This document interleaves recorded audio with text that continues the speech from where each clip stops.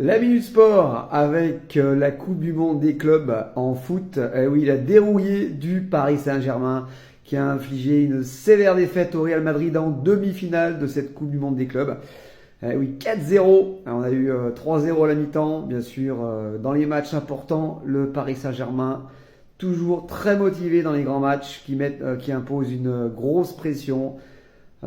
Très haute avec Dembélé. Et on l'a vu avec le premier but de Fabien Ruiz, une grosse pression, récupération, but de Ruiz, deuxième but Dembélé qui presse Rudiger, il prend la balle dans les pieds et il trompe Courtois assez facilement avec une frappe du gauche, du plat du pied, tranquille. Un troisième but, un super mouvement collectif avec Hakimi qui sert Ruiz pour le troisième but.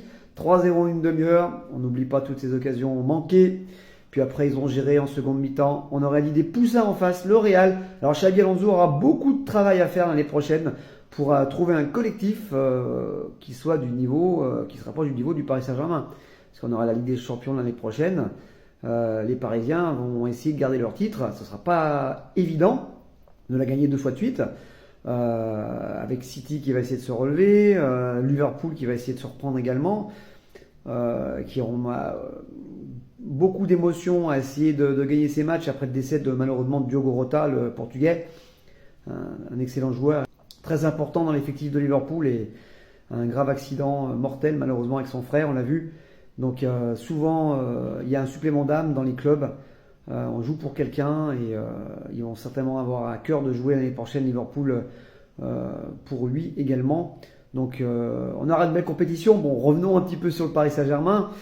Et donc 4-0, très très très beau match accompli. On aura la finale donc dimanche face à Chelsea pour un nouveau titre pour le Paris Saint-Germain. C'est très probable. En tout cas, le collectif est toujours là. La gestion par Luis Enrique impec.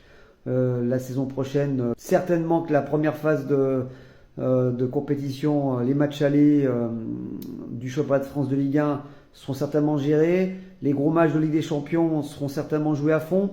Les autres un peu gérés. Il faut vraiment gérer cet effectif afin de faire comme cette saison, d'avoir du haut niveau, de la force, de la lucidité en fin de saison pour rafler tous les titres.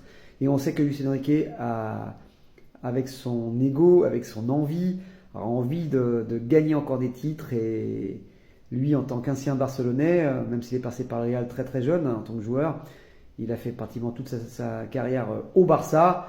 Il a, je pense, au coin de la tête, cette envie de faire aussi bien que Zizou avec le Real, pour faire un petit peu le pendant pour le Barça, quoi.